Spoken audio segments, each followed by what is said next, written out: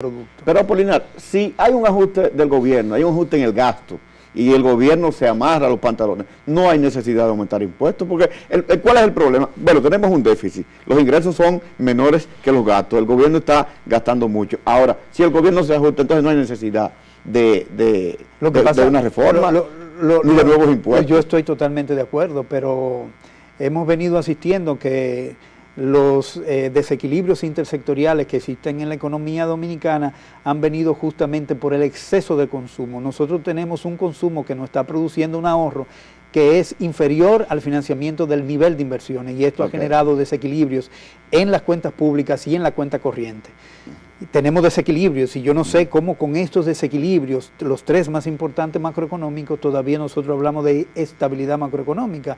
Yo creo que es una forma de llamarle a los desequilibrios de alguna manera elegante para que el público no se asuste, pero realmente la economía dominicana está funcionando con desequilibrios fundamentales. Pero es interesante eso que tú planteas, bueno, porque ¿a qué llamamos estabilidad macroeconómica? Es decir, que con desequilibrio tú mantienes el tipo de cambio relativamente estable y mantienes el nivel de precio que para el trimestre fue de 2.33, entonces tú puedes hablar de estabilidad, aún bajo esas condiciones. Exactamente, lo único que cuando usted va a comprar en el supermercado, usted debe comprar teniendo en consideración el índice de precio y no la inflación. El índice de precios reduce a 1/3 cualquier salario porque es alrededor de 326 puntos. De tal manera que cuando usted va a comprar, si usted gana 100 pesos, lo que efectivamente usted está comprando en el supermercado son 30 pesos.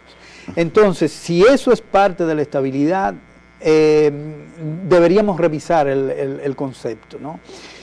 Por otro lado, yo creo que es lo que nos han estado vendiendo como política de estabilidad macroeconómica es un excesivo gasto.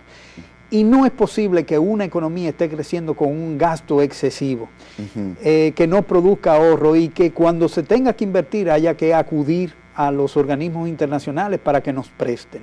Yo creo que eso tiene un límite que no lo va a conocer la economía dominicana durante esta administración, porque la vocación y la forma de mantener el gobierno o de mantenerse en el gobierno es a través de los pagos y que se hacen, digamos, en subsidio a la mayoría de la población.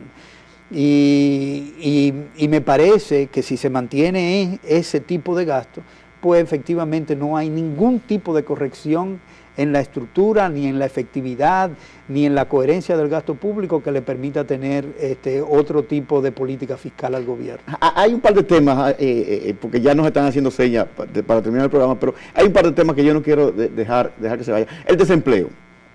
Tú hablaste ahorita, bueno, estamos creciendo, sin embargo, no baja el desempleo. Mira una cosa, por cada 1% que crece el producto, el desempleo solamente cae en 1/4 del 1%.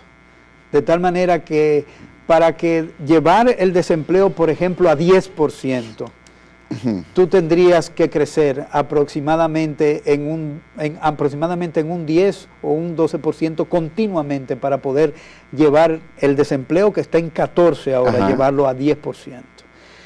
Ese es un esfuerzo extraordinariamente grande. Ni durante el tiempo de la sustitución de importaciones, que generó una inversión extraordinaria, ¿no? se dio ese aumento en el empleo. El producto creció de manera de promedio entre 69 y 75, alrededor de un 10%, de manera continua.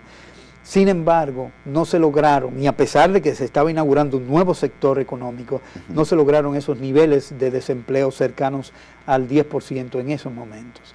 Se hablaba incluso, me acuerdo, de aproximadamente 30%, porque la OIT calculaba el subempleo también a través de unos índices de conversión, y lo convertía en desempleo, y teníamos 30% de desempleo en aquella época. No, definitivamente, para mí el punto importante en eso del desempleo es que se une a lo que tú decías de que la baja en la productividad. Si tú además tienes alto desempleo y baja productividad y el crecimiento del producto no se transfiere en un aumento del empleo, entonces tú tienes un problema estructural. No, grave.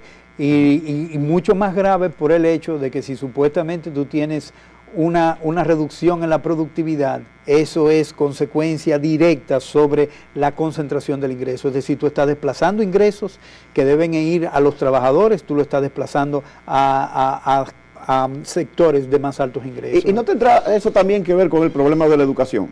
Con el problema de la baja calificación, el bajo nivel educativo de los trabajadores. Pero ¿para qué nosotros vamos a calificar gente para trabajar donde nosotros queremos tener mayor cantidad de trabajadores calificados para trabajar en la agricultura, cuando en la agricultura no hay ninguna investigación ni ningún empleo de calidad que se esté utilizando?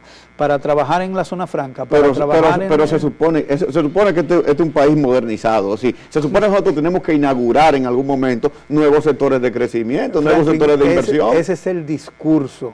O sea, la prensa dominicana prácticamente ha desarrollado toda una nueva teoría del desarrollo en el sentido de que tenemos un alto crecimiento con altos niveles de empleo y de pobreza.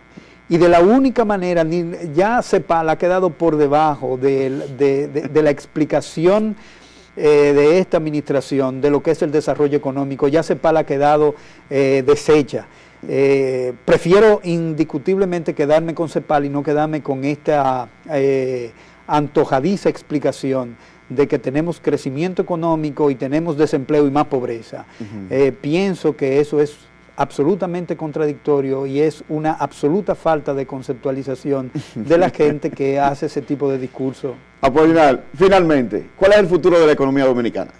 Sí, ¿a qué nosotros deberíamos estar aspirando o qué nos depara el futuro en términos económicos? Mira, Milton Friedman decía, y eso es algo que debo pensar muy bien, en el sentido, en su libro de Libertad de Escoger, Libertad de Elección, en el sentido de que cuando la libertad económica se ponía en manos de los grupos políticos, lo que nosotros estábamos es asistiendo a un entierro de la economía. Y justamente yo creo que aquí los grupos... eso es lo que me parece, los grupos enquistados en el gobierno, yo creo que han amasado una fortuna tan grande que son capaces de detener el desarrollo de la economía dominicana, de la sociedad dominicana. Eso es un elemento importante y yo creo que hay que prestarle atención a eso. Apolinar, tienes que volver otra vez a Visión Empresarial. Gracias por estar con nosotros, Apolinar Veloz, economista y director de la Escuela de Economía del INTEC. A ustedes nos vemos la próxima semana. Franklin Vázquez les hizo compañía.